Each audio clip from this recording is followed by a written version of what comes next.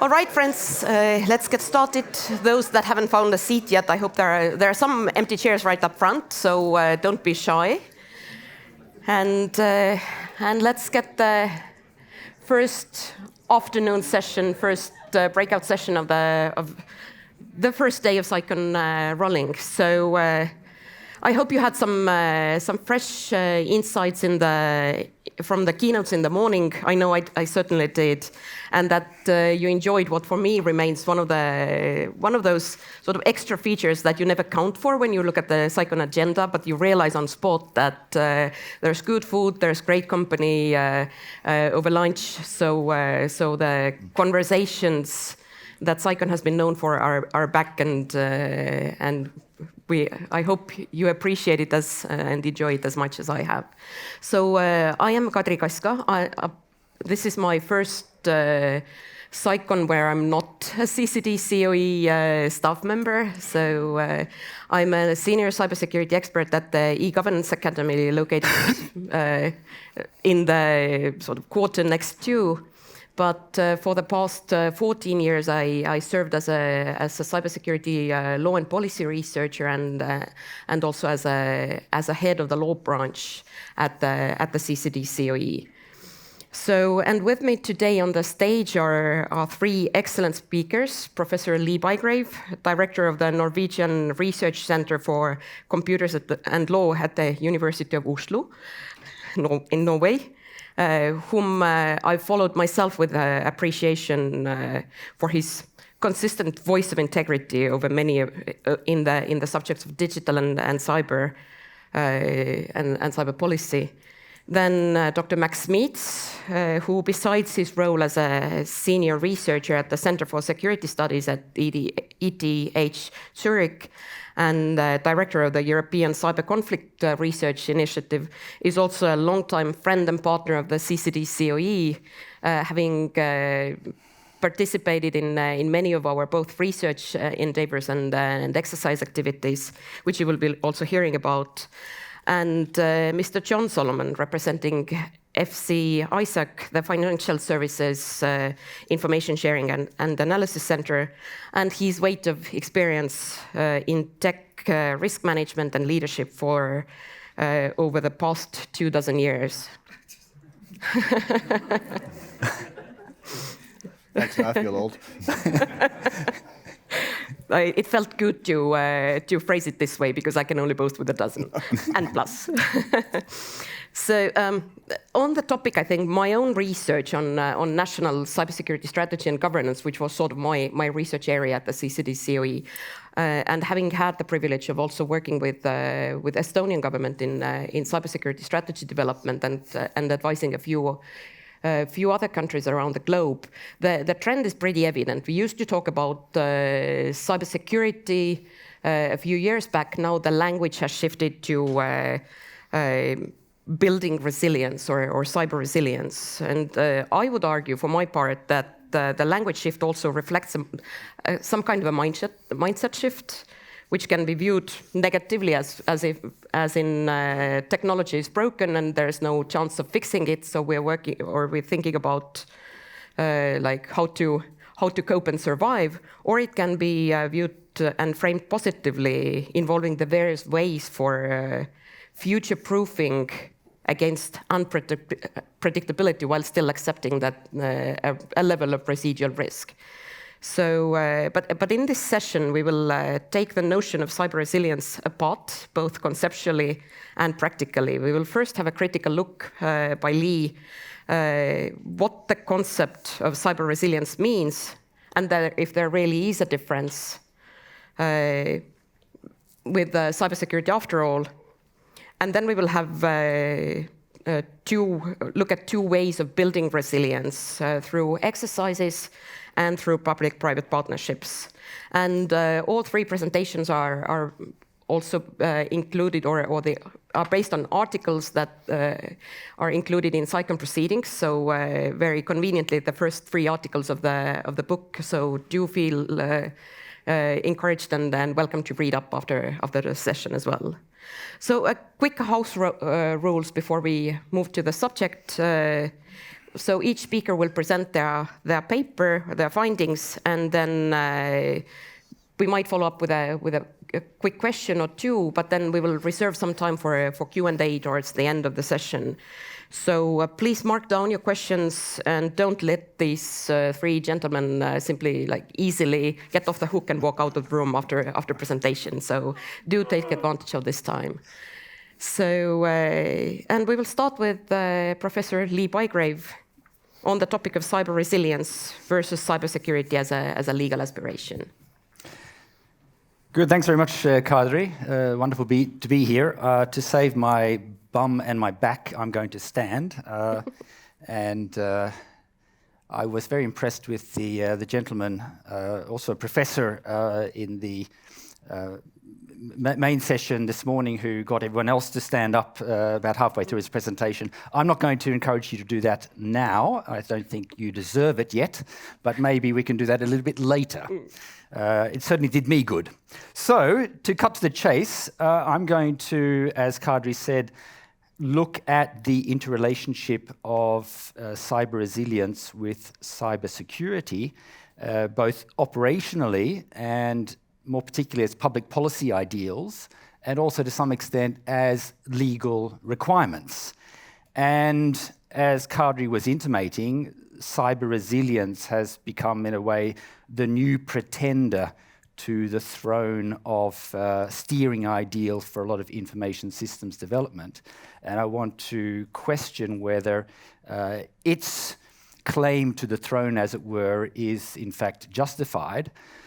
Because those who are pushing its claim to the throne would say it is justified because it offers a much more realistic, a much more flexible and nimble approach to securing ideals and values that are attached to information systems architecture, particularly in a fast-moving and fast-changing threat environment. Reference the overarching theme for CyCon 2022. I want to push back against that narrative, and in chapter 2 of that very handsome and not too heavy book that you've all received in your goodie bags, I have delineated my pushback in a lot more detail than I can do now. So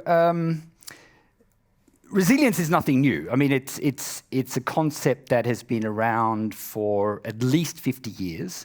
And many people would point to an article by the Canadian ecologist Crawford Holling in the Annual Review of Ecology and Systematics, Volume 4, way back in 1973 as one of the seminal articles on point. And while his article was dealing with the way in which one conceptualizes ecological systems, ecosystems, what's happened in the subsequent years is that resilience has become this very, very popular term, and it is, as I've quoted here from an article by Cecilia Ardau, it's become a quasi-universal answer to problems of security and governance across many, many different sectors. And we see it also gaining prominence in discourse concerned with particularly the cyber dimensions of critical infrastructure. And it's become now a very prominent regulatory ideal, particularly with EU legislative initiatives. And some are, for example, the proposal for the new NIS directive, NIS2 directive, that was recently agreed by the EU institutions and that will take over from the current NIS directive. We see it also in the proposal for a regulation on digital operational resilience for the financial sector, and yet another example, a proposal for a new directive on the resilience of critical entities. So these are just 3 examples from a whole panoply of examples from at least the EU system where resilience is certainly a very, very prominent ideal. And to some extent pushing out or pushing cybersecurity into the shadows. although as I'm going to come back to, the way in which this is happening is somewhat muddled and confusing and therefore problematic. Now, a lot of policy entrepreneurs would say that this rise to prominence of resilience, and more particularly cyber resilience, is long overdue, that the quest for cyber security, as opposed to resilience, has taken insufficient account of the fact that insecurity is a basic, inescapable condition of the digital world, and that cybersecurity efforts are inevitably Panglossian, and that resilience is, as I said early on, a much more realistic and more pragmatic way of approaching the problems at hand. And there's a quote on the slide behind me from an excellent article by Ray Rothrock to that effect. Whereas resilience, he says, engages a reality. In other words, bad things happen. Security hinges on the hope, which he's basically implying is a rather futile hope, a hope of invading or postponing that reality. And some have gone so far to say we should forget totally about cybersecurity and recalibrate all of our discussions now around the resilience concept. And here's another example taken from some Swedish researchers whose work I'll come back to in a little bit more detail shortly, who are writing. The concept of resilience essentially treats adverse cyber events as part of normal operations. The difference to the concept of security can therefore be crucial. It allows organizations to incorporate countermeasures and contingency plans as a part of the new normal condition. And it's interesting, as I write in the book chapter, it's interesting to see that this resonates also with Crawford Holling's work from ecology over 50 years ago, because he was also saying that a resilience-based model for the ecosystem was a much more realistic way of dealing with adverse events and accommodating for future events.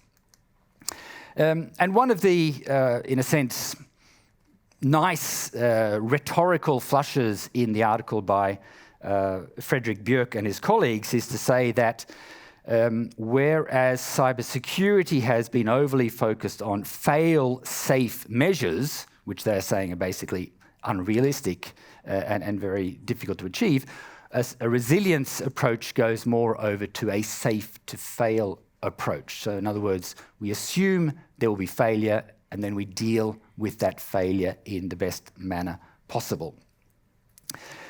And back to Ray Rothrock, who basically says cybersecurity is in effect the digital equivalent of the Maginot Line. And at the risk of spelling out the obvious, the Maginot Line was that set of fortifications that the French built shortly after World War I along their eastern border in order to thwart future German aggression.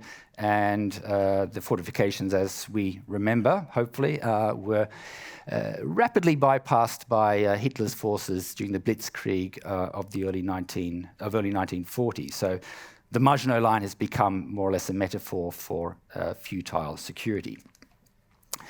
Now, to unpacking this resilience concept, one of the difficulties is that it is a concept with very, very slippery semantics. And in that respect, it is somewhat like a chameleon. It's very difficult to sort of capture. It blends in very well in a variety of discourses, and that, I think, is one reason why it has become such a sort of a colonizing concept over the last 40 or 50 years. Some researchers have also called it or likened it to a rather mysterious and enigmatic modern superheroine. And the quote here is from a lovely piece by Miriam Dunn-Cavalti and some of her colleagues, in the sense that resilience is mysterious. She can be in many places at the same time, take on various forms, etc., etc., etc. Now, one thing that augments these slippery semantics and somewhat chameleon-like characteristics of resilience is that a lot of policy documents that flag resilience as an ideal don't define it. They mention it and then they move on, and they almost take it for granted that there is a settled meaning. There is not a settled meaning. Resilience comes in different forms. It's pitched at different levels of ambition. And in any discourse around it, we have to be very careful that we don't engage in sort of ships passing by each other in the night, where one vision of resilience is being laid out, but it's not really speaking to another person's vision of resilience. The EU, in this respect, is a real sinner.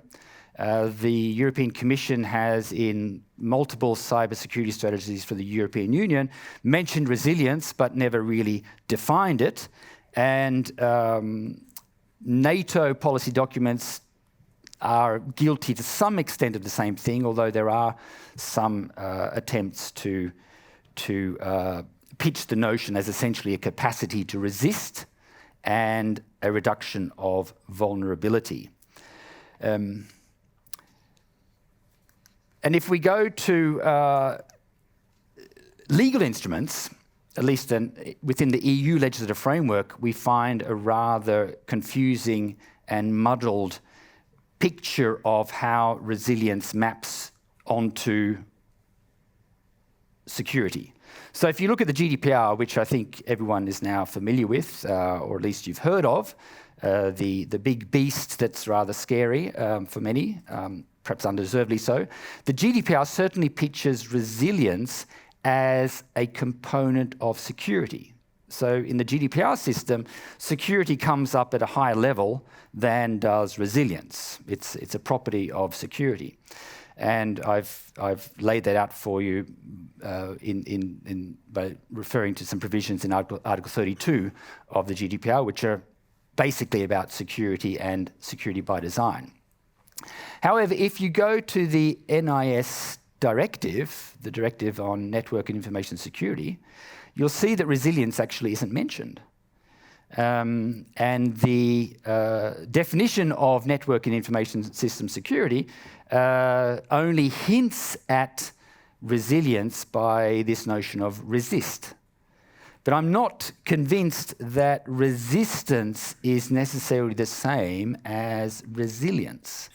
To me, resistance could connote simply the ability to counter and defend against attack, whereas resilience also connotes the ability to maintain or resume operations during or after an attack.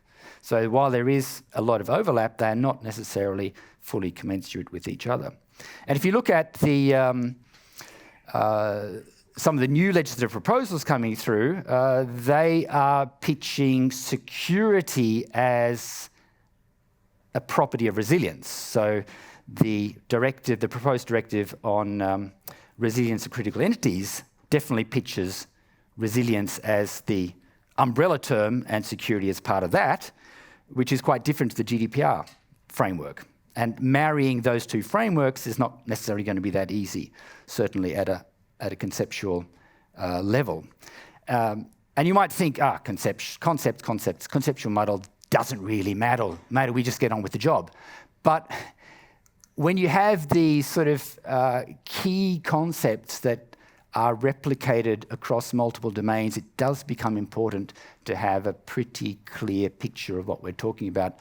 And as Benoit Dupont has said, resilience is a powerful conceptual tool, but it is sufficiently ambiguous that it can become counterproductive if used carelessly. And that's what I'm a bit worried about. And those of you who are from the NATO framework, you might be going, EU, it doesn't really matter. It does matter, because NATO and the EU are increasingly interlocking themselves at the level of policy. As was made clear earlier today, NATO is delivering soft law, EU predominantly hard law, but the idea is that they are to be interoperable systems. So they need to speak the same language and have much the same definitions within that language. Over to some examples of what I would regard as an overly simplistic differentiation between a resilience approach and a security approach. This is drawing from the work of Fredrik Björk and his colleagues that I referenced earlier. And this is a table taken from an article they published a few years ago, where they basically sum up cyber security in terms of a rather superficial, one-layered, unidimensional, fail-safe focused approach, whereas cyber resilience, they are saying, is much more holistic. It is much more sensitive to interconnectedness, and it has a built-in element that cybersecurity does not have. And I think this depiction, while there is some merit in it, does lay out the differentiation in a rather simplistic way. And I mean, just to elaborate a bit, they say resilience is built in. So in other words, a resilience approach would have a much more profound effect on the systems being secured, leading to the need to let the resilience be an inner part of the IT systems, blah, blah, blah. This is, in effect, very similar to a by-design approach that we see being propounded by the EU at the legislative level in the Gdpr, Articles 25 and 32 on data protection by design and by default, and security by design on the other side, and to some extent the EU Cybersecurity Act. But this is not acknowledged in that particular discourse. So this discourse is happening to a large extent without a sufficient eye to what is happening at the legislative level. And my argument is that EU legislative reform in the cyber space dimension is becoming a lot more holistic, a lot more focused on building solutions in, a lot more concerned on making sure that security is not simply a last-minute add-on than Björk and colleagues would indicate. The other thing that the analysis by Björk and others overlooks is that resilience comes with differing levels of ambition. So, for example, they define resilience as an ability to maintain continuous delivery of intended outcomes. Whereas if you look at the US Presidential Policy Directive on Digital Infrastructure Security and Resilience from the Obama administration, yes, way back then, you'll see resilience being framed more in the terms of an ability to prepare for and adapt to changing conditions. Now, the framing of resilience in terms of continuous delivery of intended outcomes, that's a very, very high call. And I would argue that that is at least as unrealistic as an ambitious call for cybersecurity. So it's not the case, in my opinion, that a cyber resilience-focused discourse is going to be necessarily more pragmatic and easily implementable than a cybersecurity-focused discourse. Also, practically speaking, if you look at security engineering literature and if you look at security engineering practices, and I'm talking about state of the art now, I'm not talking about the sort of cybersecurity practices that came to light during the 2017 Equifax hack. I mean, the security practices that came to light then, or lack of, were almost mind-boggling. But if you're talking about state-of-the-art security engineering, it is, to a large extent, about resilience. And this quote is taken from Ross Anderson's excellent but very, very big book on security engineering, where he writes, providing the ability to recover from security failures is the main purpose of the protection budget for many organizations. At a more technical level, there are significant interactions between protection, read security, and resilience mechanisms. And then over to law, as I've already said, if you look at EU legislative frameworks at least, they are becoming a lot more holistic, iterative, design-oriented, and realistic. Have a look, for example, at Recital 12 of the EU Cybersecurity Act from 2018. Recital 12, it presumes attacks. It presumes, to some extent, failure. So it is embracing a safe-to-fail modus already. It's not explicit, but I think you can read into the thrust of Recital 12 that sort of awareness. And in terms of security by design, this is all about embedding security into the heart of information systems architecture development, and indeed within the heart of the organizations deploying those systems, as opposed to a situation where security is simply a last-minute add-on. Security by design is now embedded in the EU regulatory system, particularly with respect to personal data systems, but also increasingly with respect to non-personal data systems. And there's a whole raft of legislation that sort of interlocks, reinforces each other, that promotes security by design. So thus, we do have strong parallels at the legislative level in the EU system to the thrust of a resilience approach as portrayed by Björk and his colleagues.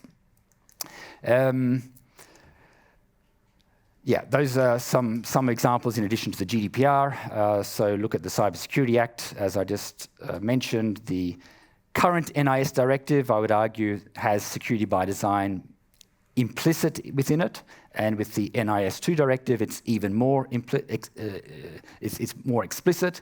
The Electronic Communications Code, Medical Devices Regulation, and the proposed AI Act. Finally, if we do ditch or attempt to ditch cybersecurity in favor of cyber resilience, we will, in certain jurisdictions, run into major legal problems, because human rights jurisprudence, at least in Europe, mandates a high and ambitious level of security for personal data, and the ambition gets higher the more sensitive the data. So there are two very important decisions that must not be forgotten. The first one is a decision by the court in Strasbourg, the European Court of Human Rights in Ain, Finland, which in effect mandates security by design and to some extent data protection by design as part of a state party's obligations under Article 8, which is about the right to respect for private life and communications, under Article 8 of the European Convention on Human Rights. That case, as some of you know, had to do with the failure by a Finnish public hospital to ensure that patient data were kept confidential. And the Finns said, yeah, we've got law. The court said, the law's not enough. You have to have practical organizational measures in place as well. And in effect, they were saying, you've got to have security by design. So that's part of, in a sense, the human rights obligations of all European states that are party to the European Convention on Human Rights. And that's basically everyone, bar one or two countries to the east that need not be mentioned. And then in terms of the Court of Justice of the European Union, the famous Digital Rights Ireland case that basically shot down the data traffic directive, that is also in effect baked security by design into Articles 7 and 8 of the Charter of Fundamental Rights. So any attempt to ditch a fail-safe strategy for a safe-to-fail strategy is going to run into problems with these two courts. Finally, I think resilience has a valuable role to play, and I think it has been very important in invigorating cybersecurity discourse. It's made cybersecurity discourse, as it were, sort of stand to attention, look in and ask, are we doing a good job? And resilience has, I think, led to the creation of, to use the words of one of my colleagues at the University of Oslo, a self-made, emergent and strictly temporary notion of security. In other words, security is never final, it's hard-won, it's contingent, it's transitory, and it is ultimately imperfect. Thank you.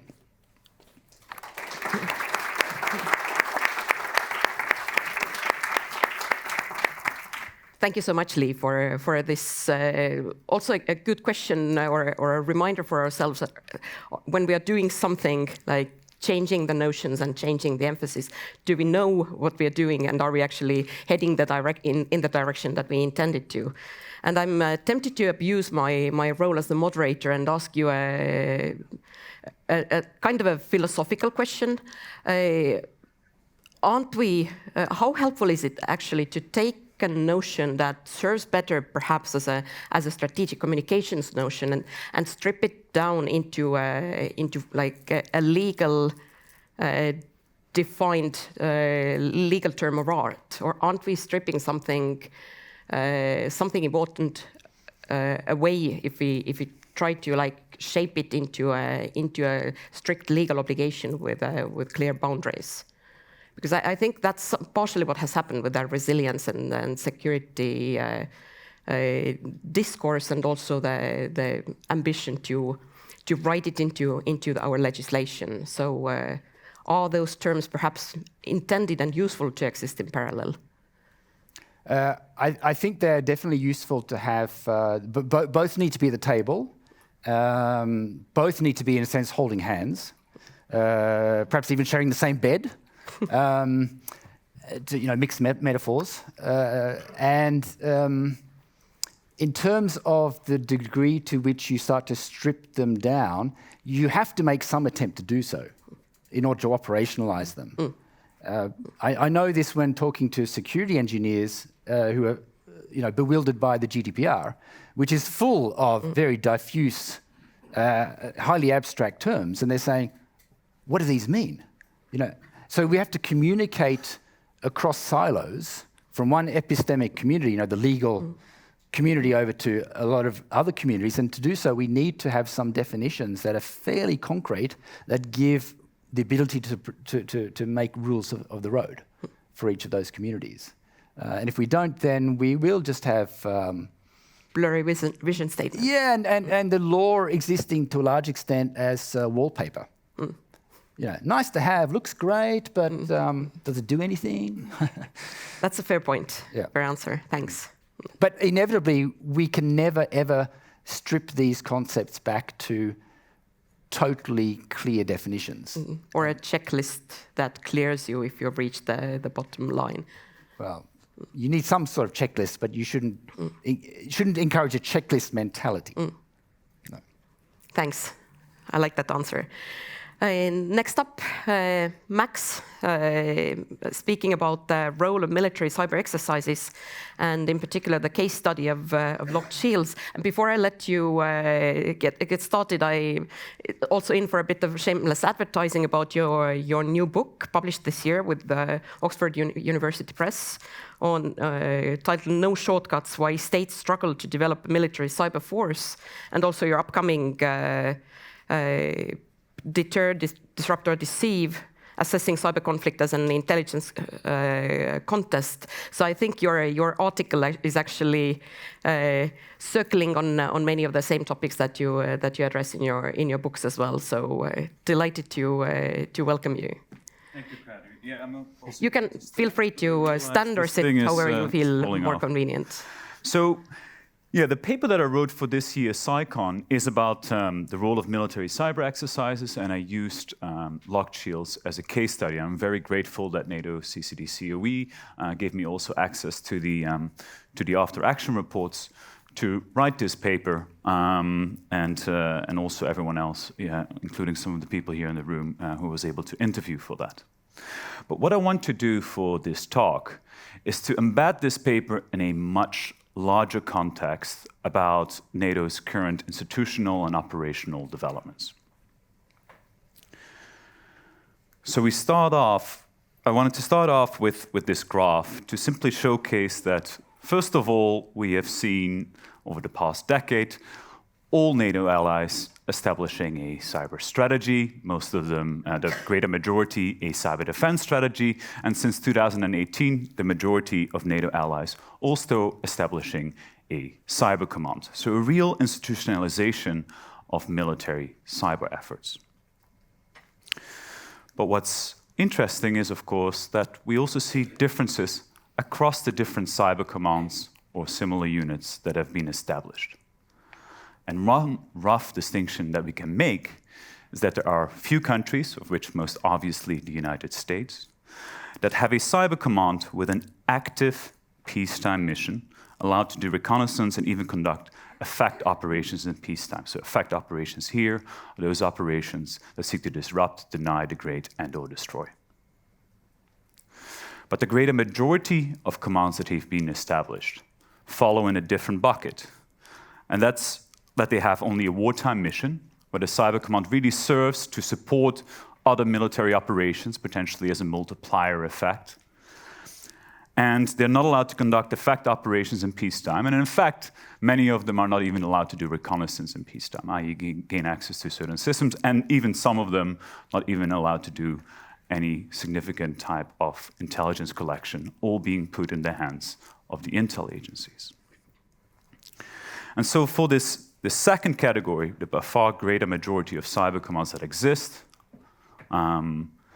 this notion that Stefan Rosen once wrote on for military organizations more generally applies here, where he says almost every government bureaucracy has a function it executes on a day-to-day basis. Military organizations, in contrast, exist in order to fight a foreign enemy and do not execute this function every day.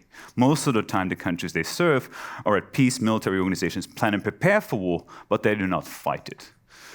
Of course, most of the cyber commands are not, again, doing this on an ongoing basis. Now, the key is, when we have tried to evaluate particularly in contrast to, again, the US notion, and primarily around persistent engagement to operate continuously, globally, seamlessly, versus the more cyber commands with the only wartime mission and perhaps to deter in peacetime with simply the existence of a command and a supposed capacity. We have assessed these along a number of interesting questions that are really valid. Which strategy is more escalatory? Or can you deter, activity or not? Or, if we pick and choose a strategy on how the cyber command should operate, can you influence perhaps the bargaining process of other countries or adversaries? And how do certain strategies risk alliance friction? The point that I want to make here is that we have missed a key element in our assessment. And that's what I call the strategy capability link. Because how a cyber command strategic outlook and mandate is formed directly influences its force development. Now, the key element that links these two together is, of course, what is force and capability development when we talk about offensive cyber capabilities? Well, in my book, I describe 5 elements: people, exploits, tools, infrastructure, and organization. But really, as General Nakasone said in his keynote this morning, people are by far the most important element. And we're talking here about quite a wide range of different people, not just your technical skills, right? Your vulnerability analysts, or your developers, or your operators, your system administrators, but a wider range, such as your legal experts or your strategists, and so on. And so the key question that then brings this together is, well, the real challenge is for a cyber command is to have this competent, trained, and experienced personnel, as one cyber commander mentioned actually at CyCon a couple of years ago. So cyber force generation and degeneration is primarily about recruitment, training, and retention of personnel. And all 3 aspects, I would argue, are a lot more difficult with a limited peacetime mission. So let me provide a very brief illustrative but also exploratory case study, or vignette, and that's of the Dutch Defense Cyber Command. So the DCC was established in June 2015, came out of the task force Cyber. A couple of defense cyber strategies have been published over the years that guide how the DCC and the Dutch Ministry of Defense more generally operate. And very clearly from the first one that was established already before the Cyber Command was there was, if military cyber operations are conducted, they are very much done in conjunction with other military operations, and there is clearly a wartime mission. That was the focus, with a rather narrow mandate as to when the DCC is able to operate, that fits within this kind of initial bucket that I discussed earlier. As a result, it hasn't conducted any, to anyone's knowledge, specific cyber effect operations. So those operations to disrupt, deny, degrade, and or destroy. Of course, the intelligence services, and we can get to that in a second as well, have been prominent in, of course, doing a great deal of espionage ops. But the Cyber Command hasn't conducted effect operations. Now, what this has led to is this link, again, between a rather narrow strategic outlook and mandate to potentially the difficulties of capability development. And I've put one quote here from Eleanor Bucco-Sullivan, the former cyber commander of the DCC, where she said, the young and highly motivated cyber experts within the DCC are having problems with the current mandate and its legal framework, where she primarily focuses on this creativity element and improvisation.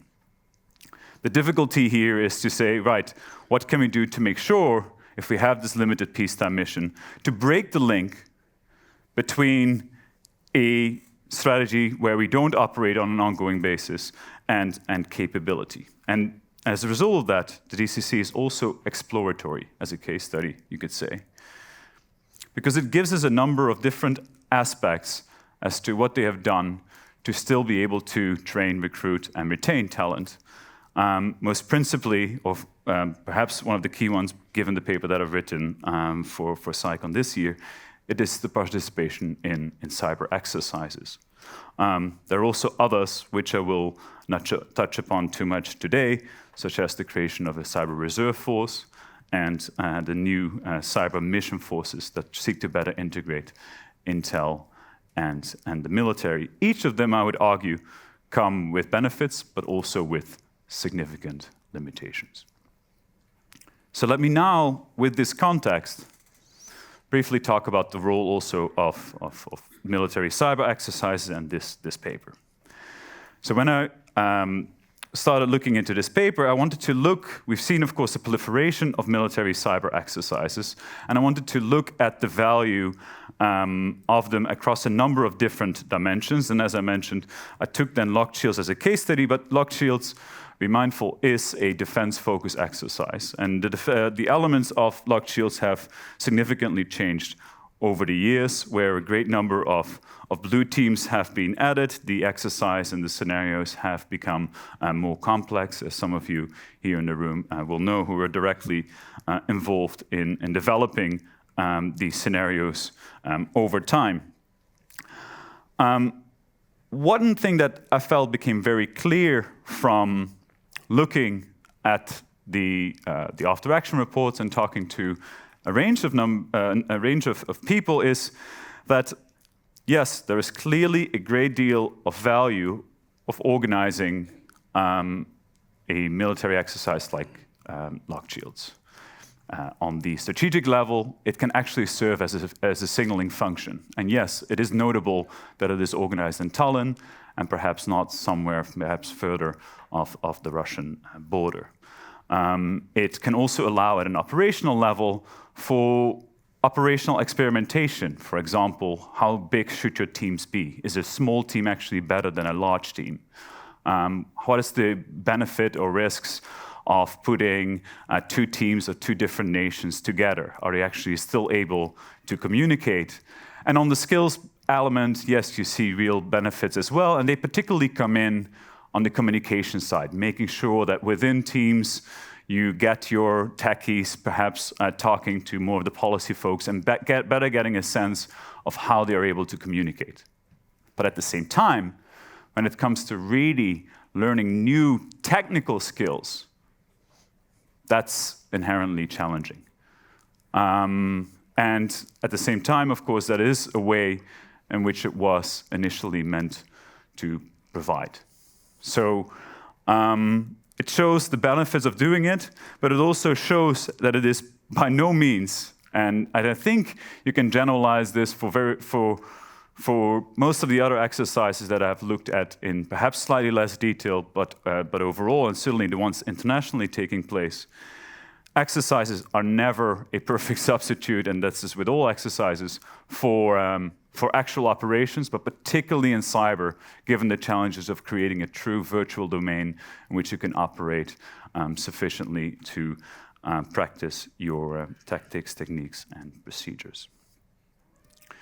And so I want to conclude here, and hopefully we can have then some time for discussion, is that when you have a cyber command that doesn't have a mission in peacetime, right, where you may conduct an operation perhaps once every 4 years, you need to think through what are you going to do in those other 4 years to make sure that your people are not going to leave, that there is no unlearning, that there is no ability, that they can keep growing, and that they're not moving perhaps to the private sector where the salary is higher, and in some cases, actually, the job might be more interesting too, or jump over to some of the intelligence units. So it's the key question on making sure that the skills and knowledge remains current and continue to develop, and the job remains sufficiently interesting.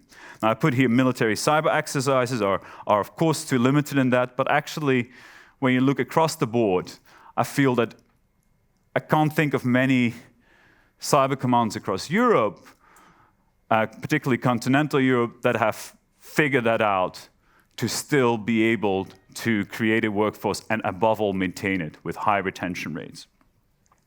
And of course, integration with intelligence is necessary, but also that is not a silver bullet. You hear it too often. And the reason for that is particularly on the capability development side, where some of the mistakes are made of integrating your intelligence tools too much potentially with your military tools after putting all of your eggs kind of in the same basket, increasing burn rates and so on.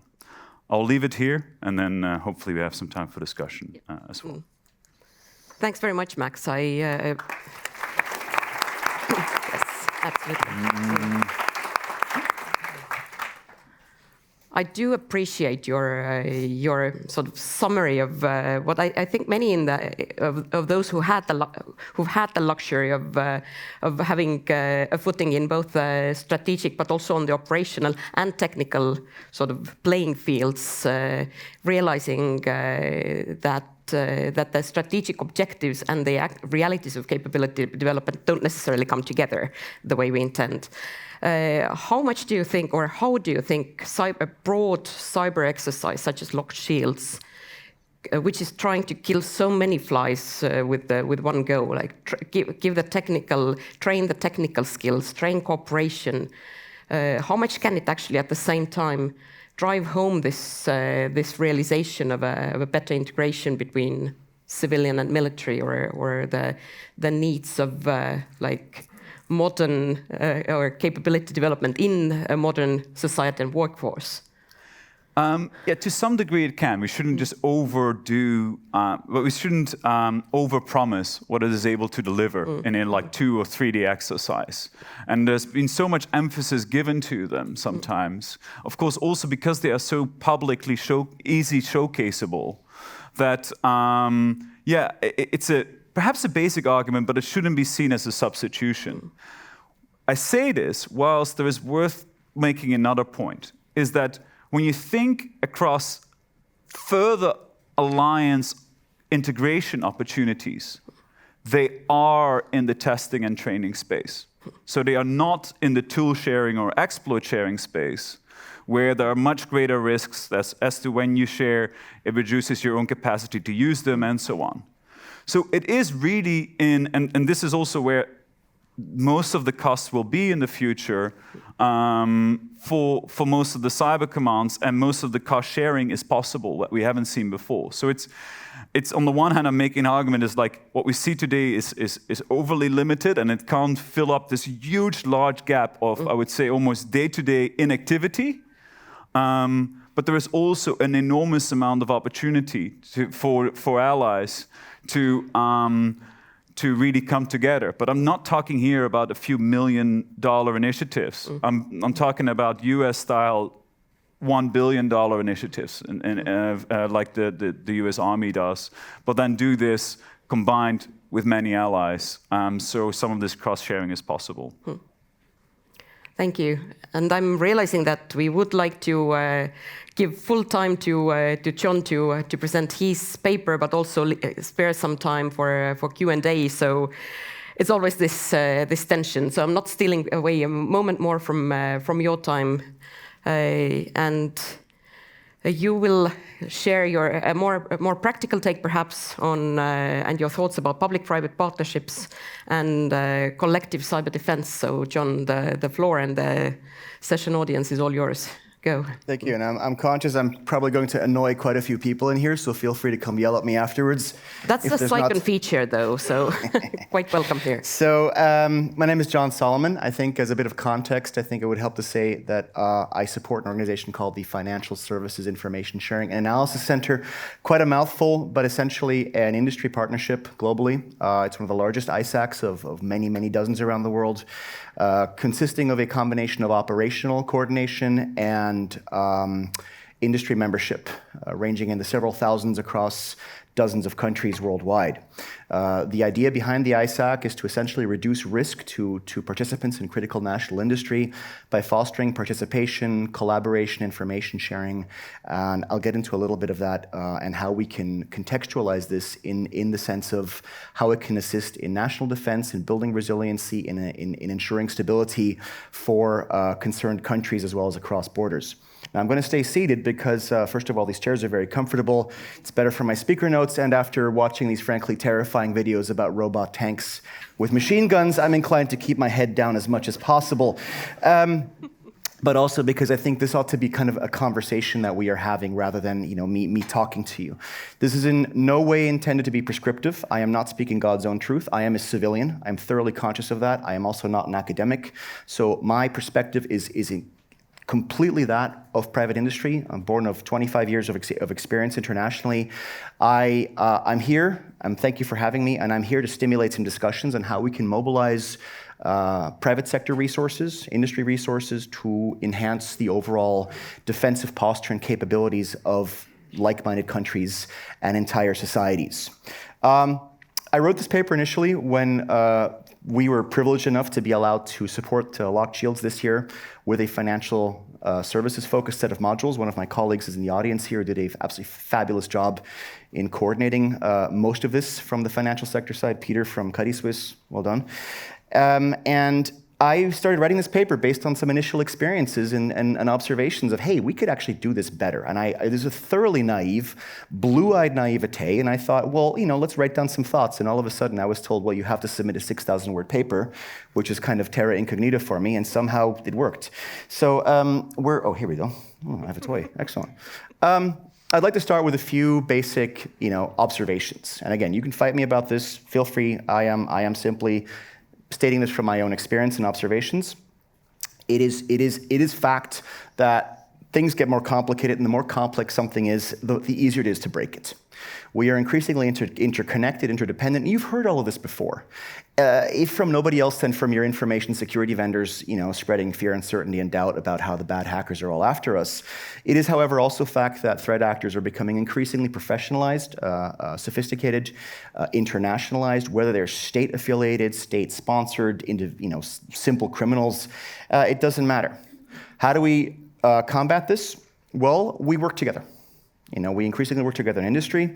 The ISAC model is one that actually originally sprang out of an American presidential PPD, Presidential Decision Directive, I think it was, in 1998, which was basically telling critical national industry sectors, winter is coming, do something, work together, figure it out. And that's what happened. That's what we did. Now the time has increasingly come to integrate these capabilities that industry has developed over years and years of hard work and evolution into other defensive capabilities. Now, PPP is nothing new, and we'll get into that in a second, but I think what we're ready to do is take a next step, and that's why I'm here to talk to you about our thoughts about how we fit private sector into national defense capabilities. This cooperation is great. It doesn't work without trust. If you don't have trust, which is very, very difficult to build, you cannot legislate it, you cannot mandate it, it takes long, hard work, it takes events, it takes years of networking and cooperation building and showing willingness to integrate and interoperate.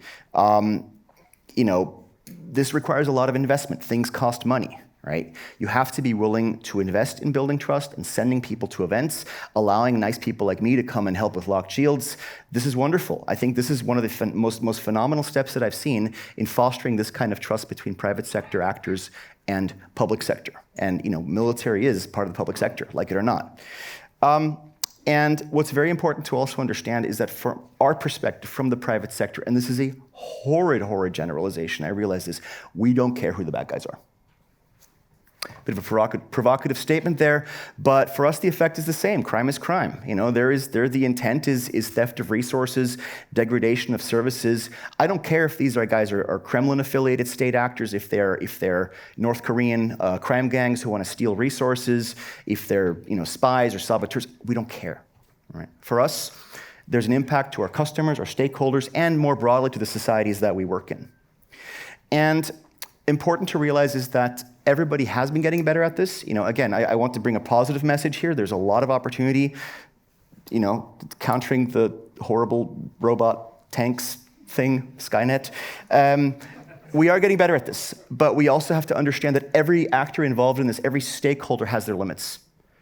Private sector, we cannot strike back, we cannot retaliate, nor should we be allowed to, unless duly authorized to. That's vigilantism, and that bears a whole lot of dangers with it. Public sector, military especially, has a very sensitive role. Law enforcement has to maintain sanctity of evidence, respect for private individuals, for private data, that kind of thing. So there needs to be a very, very clear understanding of who is capable of what their mission is, their limitations, etc. Sorry. I'm so used to conference where I have to go, next slide, please. I just forgot about this thing. So I only have very few slides here, I promise. It helps us to understand who the actors in this are. When I say private sector, in the words of a famous American jurist, I'll know it when I see it. When I refer to it, it's not just privately traded companies, it's really also anything that does not have a public service mission, more or less. I do not have a clear definition for this. But I think we can all understand that there are differences between government entities, government agencies, and commercial organizations, or at least organizations dedicated to serving individual customers, if you will, or stakeholders. One of the big things here to understand is what are the drivers behind this. And in the past years, we've increasingly seen an understanding of risk. Now, risk is the understanding that information security has a reason. It's the so what that ties everything together. For companies, it means that information security has increasingly become a business function. It supports the ability of business to continue operations and even to flourish. And at a societal level, regulators, government agencies, they understand risk at a more societal level. So basically, this has been a tremendous driver behind concepts such as critical national infrastructure, which the last 10 years have seen an enormous growth in, and this understanding that, if a certain organization fails, if it's too big to fail, I hate that term. There should be no such thing, it's my opinion. But it can have an adverse societal impact, and thus, an individual organization, just like an individual person within a company, has only limited authority and competence to decide what they can and should not invest in. Yeah? That's when regulation comes in. And by the way, I do want to address one point about GDPR that my colleague made, and quite often the information security practitioners, especially in contexts like threat information sharing, understand much better than their legal audience or even the regulators what GDPR means, because the carve-outs are very clear. We've seen this growth of understanding in the information security community of where they sit, how they contextualize their activities, and why it is important on a broader scale, as opposed to just a bunch of geeks doing what they understand is the right thing to do, right? But on the whole, in society, we've seen this tremendous growth and a willingness to drive participation at a whole level, and this brings us to public-private partnerships. One of the comments on my papers was a sneering response that PPP is nothing new. Why are you writing about this? No, it's not. We know this. This is important. This is basics. But I think it is an ongoing evolutionary process, and the person was absolutely right on this. I'm not disagreeing with it. We're seeing an evolutionary process, understanding what the challenges are, what the scope is of these things, what the mandates are, and I think my observation as an individual, as a professional, is that cooperation and collaboration between the private sector and the defense agencies, the military, is the last challenge to overcome in developing PPPs and evolving PPPs. And this is, I think, part of my slightly provocative approach here, because let's face it, in the past, we've always had I think for everybody's own good, a separation between military and private sector. However, in the last 50 years, we've seen a decline, for example, the classic citizen soldier, and thus increasingly a bit of a disconnect. I'm a civilian. I understand basic military stuff, what I read in the news, but I'm obviously not a subject matter expert like most of you in here, right? However, because of my stakeholders' role in protecting critical national infrastructure, stabilizing society, etc., I have to understand that I am not working in isolation, that I play a role, and my members play a role in helping to secure entire societies. So, I do want to also stress that I'm talking mainly about intra-national cooperation. Cross-border cooperation is good. A lot of countries have very, very strong sensitivities about sharing capabilities and info, even between like-minded countries, right? It is a good thing. It can work well. It has to be done carefully and considered. I just want to stress that before everybody says, well, we have to share everything with all of our competitors even. Why are you even suggesting this? That's not the idea here. So, from our perspective, where's the military coming from in here, right?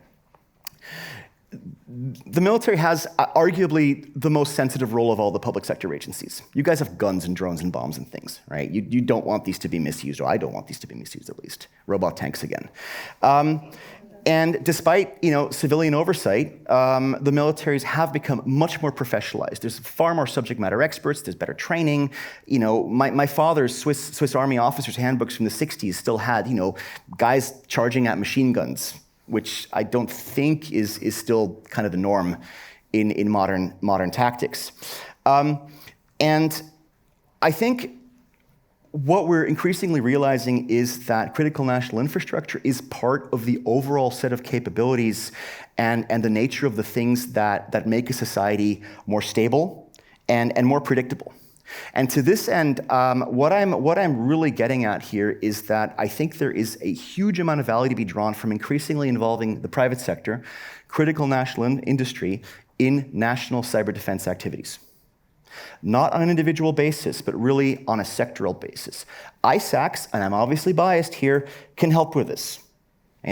But there's a huge number and variety of industry bodies out there with willing people. And I'm sorry, I keep calling you out here. Peter, great example, right?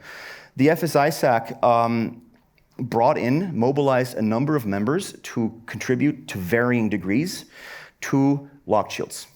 We're, again, extremely grateful for this opportunity because I believe it helps us showcase, look, we are willing.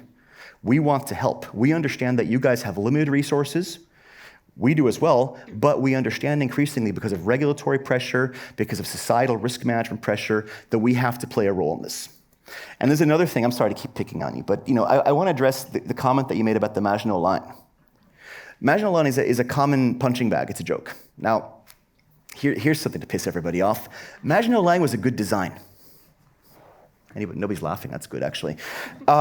Under the circumstances, given demographic situations, given geopolitical situations, given tactical knowledge, given technology, however, it was part of a system.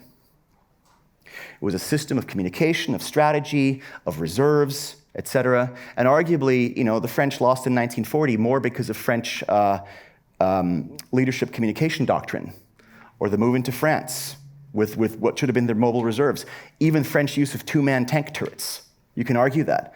And likewise, cybersecurity is part of a system. If it's no longer part of a system, it becomes a tool.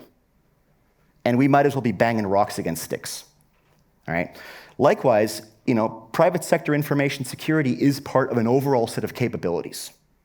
In terms of defending society, whether it's against purely criminal actors in peacetime, or when we have situations such as certain countries that shall not be named becoming naughty and fallout affecting industry all across the region.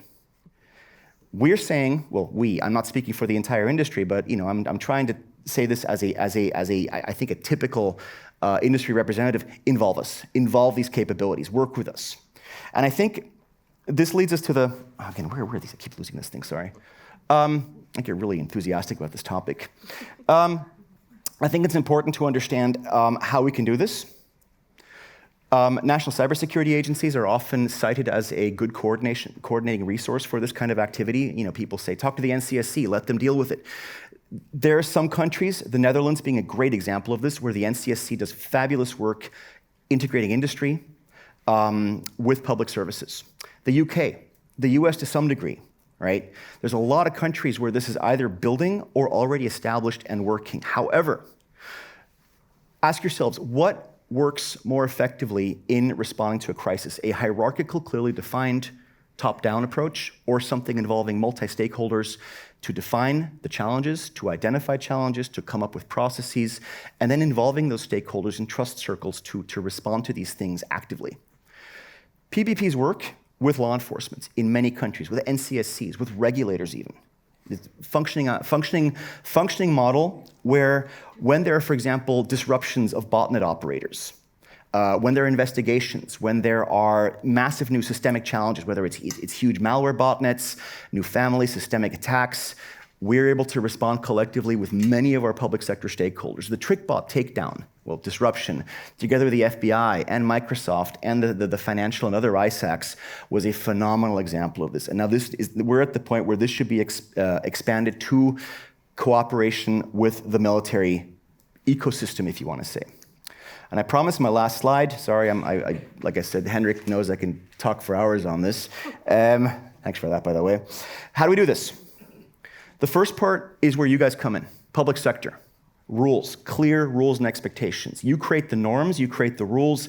Regulation is a good thing. And you're never going to hear a private sector guy say this again. Regulation forces us to do the right thing. It allows me as a practitioner to go to my management to say, okay, you're going to cut my budget, that's fine, but talk to the central bank, right? Work with ISACs, work with CSIRTs, work with banking federations, talk to them, build relationships, be open to this. And I am a little bit late with this because we were invited to Locked Shields. But our participation in Locked Shields was not really so much in the interest of the financial sector because let's be honest, the financial services sector is one of the less systemically critical ones, right? We're just the biggest and the best resourced and the most mature and the most visible one. But if power generation goes down, then we have a real problem. So use us as an example on how to work with industry bodies to incorporate them not just as individual participants, but as entire groups, as entire industries. Really important forums. ENISA is actually very good at this. There's a lot of national organizations that provide events. They build the resources. They do scholarships. They encourage industry to get together because we may not on our own do that. And be prepared to share. We have restrictions just like you do. You have national secrecy rules. We have industry confidentiality rules. There's always going to be restrictions on who can share what with whom. We will, for example, only share intelligence digests within our public-private partnerships network. So be open to industry saying, thank you, received, we will distribute this, we will act on this. We may not share exactly back to you at the same level. This is okay. This is part of building trust. And lastly, to my colleague from Zurich's point, exercising is good. I think this is kind of a pointless platitude to say. We know this. But it's not just Locked Shields. Any opportunity to train with our public sector partners is appreciated because it helps us understand where we fit into the grand scheme of things. It helps us fail actively. As one of my American colleagues once said, fail in practice, not on the field. It helps us understand where the gaps are. It helps us understand what we should invest in, what we should prepare for, and helps us understand how we can better work with you guys and talk to you guys what your languages are. And I'd like to leave you with that. Very, very important is information sharing and collaboration is not just a set of platitudes, it's also something that we have to do in practice on a daily basis. Start doing this. I'm going to just throw the acronym JFDI out there and leave you guys to look it up. And I'd like to leave this as a call to action, essentially. Work with the private sector, talk to the private sector. We don't bite, usually. We want to work with you. And I think this is clear across most sectors of critical national infrastructure. If you guys give leadership, if you guys provide guidance and inspiration and are open to us talking to you guys, we're there to support. And with that, I've already gone over and I'd like to wrap up. Thank you very much.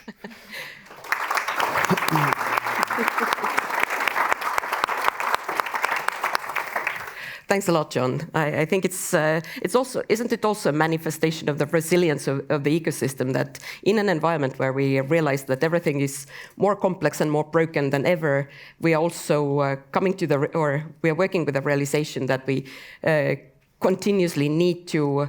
Nobody is equipped to deal with the whole mess themselves, so we keep on practicing that collaboration and sort of role or taking responsibility and role sharing, because life forces us for that, whether we have the political incentives for it or not.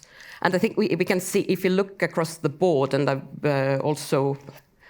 I could bring a good handful of examples of the various setups of involving cyber reserves in national cyber defense and cyber security, and we could spend a whole session on that next to this.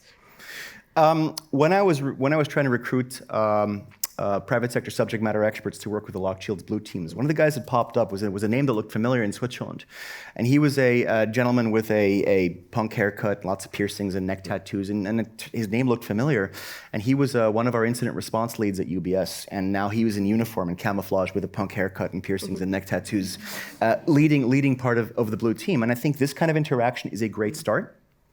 Frankly, cybersecurity is a mess. It is a messy business. It is a messy business across borders, within industry, across sectors. That's okay. It doesn't mean that we can stop defending and preparing and trying to prevent bad things happening. But as you're pointing out, I think very, very astutely, we also have an increasing understanding of what the components are, what their importance is, what we do in case of failure, how do we recover from failure, and once we understand better who the stakeholders and participants are, and again, what their limitations, their rules, their missions, whatever are, because very often I have no clue, what agency so-and-so can or can't do. I think that makes us much more mature, much more ready, and much more resilient, not only to prevent bad things happening, but when they do happen, inevitably, to recover from them more smoothly, ideally without anybody noticing and not being able to withdraw money from the cash point. That was a very, very good and rather realistic summary of the state of affairs. But with that, I'd like to turn over to the audience for your chance to ask questions of our excellent speakers. So we have some 15 minutes left, and I see quite a few hands already. So yes, please also state your name and your affiliation, and like Lisa said in the main session, you're encouraged to ensure that the question includes a question. Thanks. Thank you so much. Harmony Toros from the University of Kent. I had a question of politics, and it's to a certain degree primarily for Professor Bygrave and Dr. Smeets.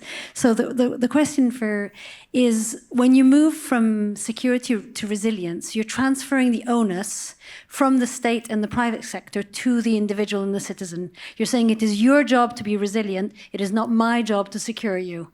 And I wonder what you think about that in terms of cybersecurity, because this is one of the arguments that's made in terms of resilience when it comes to security studies outside the cyber domain.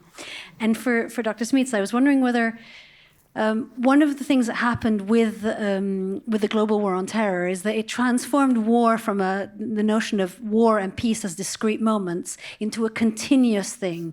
And to a certain degree, what Cyber Command does is it does that. It argues that war is something that is ongoing, continuous, and never ends. And there are human implications to that. And I was wondering what you'd say to that. Thank you. Thanks. So I can maybe start off, given that the first question was and comment was addressed to myself. Very good, and I really haven't thought this through. But my off-the-cuff response would be that I wonder if there's a bit of a straw person being constructed here between a resilience mindset and a security mindset. Because if you actually look at, say, legislative mandates, they're not saying that security will be taken care of someone else. They're saying no, security has to be taken care of by the person constructing an information system or the person processing personal data if it's in the GDPR context. So there's no delegation or relegation of responsibilities at all. And I wouldn't have thought there's much difference either with a resilience approach. So that's my off-the-cuff response to that. But excellent, it got me thinking. So. Max, would you like to comment? So empirically, is it on? Yeah. So empirically, I fully agree with you, and I've written myself on the fact that, yes, cyber operations below the threshold of armed attack can cumulatively still be strategically meaningful, and it's increasingly unclear where this threshold lies. And I see Lucas Keller in the room as well, who's written on the notion of unpeace, where there is indeed this blurification. So on that point, we are fully aligned. However, when you look at the way NATO cyber commands currently operate, it is not that they swiftly move in between these lines. No, there are still very clear notions as to potentially when, and depending on the country, which article is triggered. If this is Article 100, when they are potentially in war, when Parliament then approves a potential mandate to conduct operations. So, and that's what's relevant here. It's in the limited legal space as to when they are not just allowed to actively achieve an effect, but even start the preparation to achieve an effect. And anyone who has been on the operational space in this room will know that often takes the most amount of time. And you want to do this early on, not just for the specific target, but even just to get a better sense of the whole target space more generally. And that's the struggle that they're currently facing. John, I know you wanted to add. Yeah, sorry. I just this one kind of rang a bell with me. First one, I would like to aggressively challenge your first assertion that the onus is being placed on the individual, because critical national infrastructure, part of the whole point of this is that key actors are being forced into becoming more secure and more resilient, and as they should be, as well they should be. It is the duty of organizations, of companies, to understand not only how to protect themselves and to recover from damage, but also to do so in the context of societal stability. And I think regulators, you mentioned DORA and NIS2, they're great examples of this, for example, in terms of increased supply chain risk management mandates. They're becoming increasingly aware of this as well. The second thing, I don't think you can equate the war on terror, and I personally, ideologically, I thoroughly agree with that sentiment with what you're seeing with cyber, I'm going to say attacks. Yeah? Because what is the role of the military? Defend against external threats, I think, is my off-the-cuff definition. What is war? What is Lazarus Group? A North Korean state-affiliated actor causing disruption, causing theft. Where's the border? Right? And this is my whole point about we don't care who the actor is. So should the military be engaging in this daily business of defending society and its key actors against external cyber attacks, whether the actors are state affiliated or not? I don't know. It's a question for the policymakers, but I think it's a pretty important question to ask ourselves, because this is new land. We're dealing with something completely new here. So I think this is something for the policymakers to decide very, very, very carefully, precisely to avoid, this conflation of, constant state of war. We've always been at war with East Asia, with what we as industry are facing and citizens are facing on a daily basis in terms of attacks from whomever they may be. A constitutional lawyer would say that the external threat has to also be sort of at the level of being existential, so either the constitutional order or territorial integrity. And cyber, of course, then poses the question of where does the effect actually accumulate to that level, and where do you draw in, and where do you invite in the military? But that's again another conversation. So more questions back there. Yes, the microphone is coming your way. Oh, hello, Miriam Howe from BAE Systems. I think my question's mainly for Jonathan, but I don't know if Max would like to comment as well. So we've mainly talked about the sort of formal structures, organisational setup, and mechanisms for encouraging the sharing of information, which I'm really interested in. But I'm also interested in your view on how you see informal structures, relationships, because all of this has come down to enshrining trust, as you say, and obviously informal structures could have a massive role to play in it, but potentially could be seen as maybe more of a hindrance than a help. So I'm very interested in your views on how informal relationships and networks can be used to help and enshrine information sharing as well as formal ones. Utterly indispensable. They are one of the most vital aspects of collective defense information sharing because the structures that I mentioned, the processes, the norms, they're the precondition, the framework. But the people that I meet here, the people I know, the people I introduce to Lucy, our intel officer for EMEA, or LJ, our intel officer for APAC, you know, they get to know each other, they talk, they start sharing. That's all informal. You can't mandate that. It's absolutely indispensable. It's one of the most vital aspects of working together to defend ourselves against threats, of identifying threats, of communicating threats. I get invited to sessions because the people who invite me, they know me. And when I'm gone, then I'm going to have to meet the next person to build that trust with them. So yeah, nothing replaces basically meeting people and building relationships. I'll keep it to 10 seconds. I think. Sorry. No. I mean more. Right. Not at all. There's time for you both. A good Slack channel is way more important often than any formal information sharing setup that exists. And I think that captures it on the importance of informal sharing.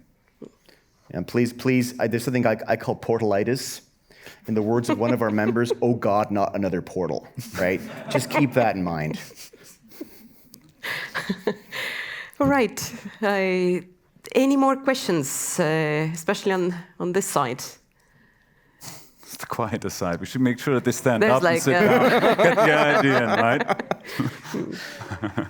So, yes, Aurimas. Grab the mic as well, please. I'm Aurimas Kupris from CCDCOE. I was in communication with John and Max concerning exercise workshop which we had yesterday. But the concept which I would like to float in the air is outside of the exercise concept. Some years ago, Lithuanian military had issue with maintaining proficiency of medical personnel, paramedics. As military was small and there were not so many operations ongoing. So what the Lithuanian military did, delegated paramedics to ER or to ambulance services a few days a month to maintain their proficiency dealing with real-life cases.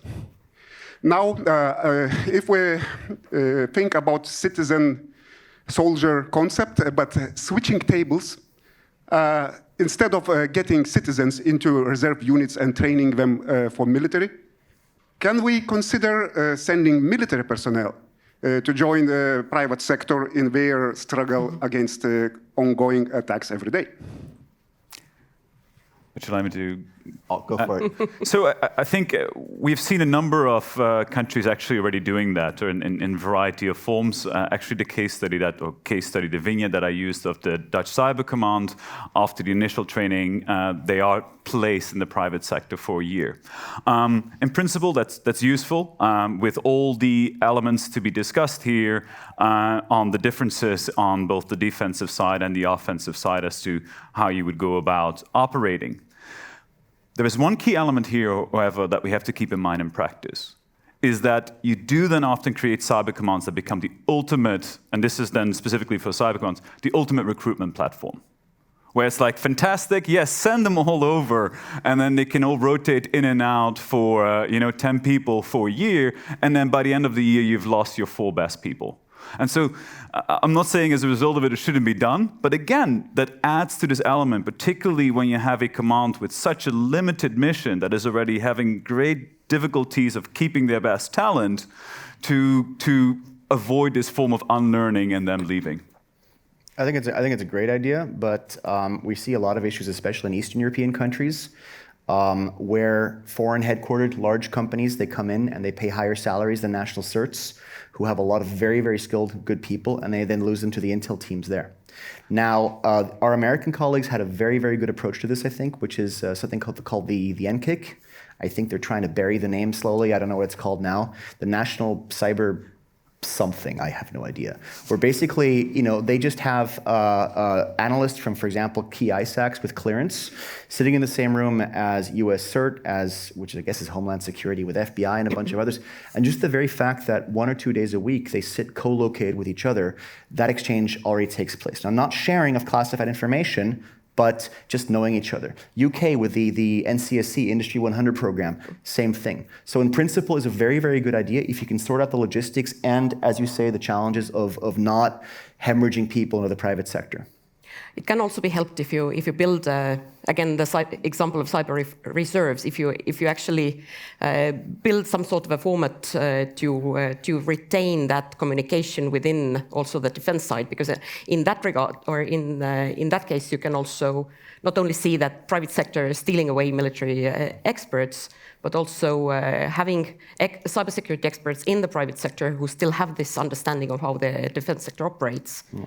So, and building a broader societal base for defense on that. With the caveat that you need to do it in such a way that it's both on an individual basis, trust, as well as on a structural basis, organizations. Yeah. Not either or. Possible, but yeah, I mean, again, if you look at the various reserve formats, we have Estonia has the cyber defense unit, Latvia has a rather similar one, the French, the UK have built up several different approaches to that. I'm not aware how efficiently they actually operate all of them. I know, Max, you have had you have looked at some of those examples more closely, but there's a sort of also organizational innovation taking place in that regard. Yeah, no, I think reserves can be really useful, but again, there it comes with massive caveats as well. And let's again start with the fundamentals of this space. Ultimately, cyber operations, particularly again on the offensive side, which I've been talking about, is about understanding the adversary's network better than they do themselves, right? It's a famous statement also that Rob Joyce made of the NSA. Mm-hmm. If that is the case, it isn't possible to have this very easy plug-and-play solution at a time when you need the private sector to just say, okay, we'll plug them in, and at that time they can do whatever they need to do alongside us. Next to all the other issues that we have seen coming up for a number of different countries, such as screening and rescreening. Do you need to do this again over 3 years? Then how does this work with clearances and so on? But it's really the kind of fundamentals where you see many of these key issues evolve, and why I'm skeptical as a kind of key solution that some of the military organizations thought the reserves would be. Mm-hmm. Yeah, it can be only a supplementary. Very supplementary. But definitely not the function that can be outsourced. So we have 1 minute left. And we have one hand up, and the CCD COE's former chief of staff is a man that I will not deny a question. Actually, thank you, Kadri. Franz Landenhammer, no occupation anymore. Lucky you. I think, isn't it the core question or the core issue that we all fight for the same talent, and which is a very scarce resource everywhere, and therefore we can't misuse the personnel in military or in the private sector just to do things in their own role, but to think about cooperating, as you said, John. And when it comes to the military, we often tend to appoint people to a specialist function and afterwards reappoint it to something completely different, which is a waste of talent, and this should be avoided at all. I think it's a worthy comment to for the ending of this session as well. Do you want to reflect on that? Just one closing remark. Absolutely, but here's one other fascinating element. What we have seen, particularly with the key intelligence agencies in this space, is that they've also extended the talent pool. Actually, some of the best private sector talent we see today, of course, come from the NSA or GCHQ and so on. And so it's not just, oh, can they take a talent? We're all fighting for it. They've expanded through long training programs and also long-term practice.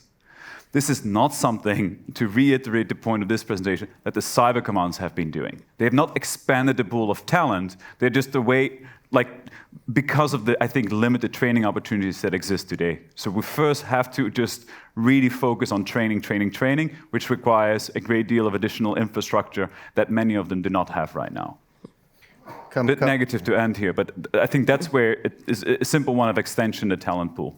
And come talk to me at some point from my very unfiltered thoughts about what industry, government, and academia are all doing horribly wrong in terms of expanding the cybersecurity talent pool.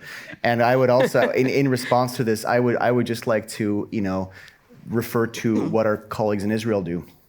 You look at the Israeli startup sphere; they're all 8,200 veterans. I think really good comment. Lee, I think it's your chance to leave the last optimistic comment if you want to, after all those depressing remarks. So, well, given it's 2 minutes past the schedule, I'll keep it very short. I agree the Maginot Line got a bad rap, and I wasn't meaning to.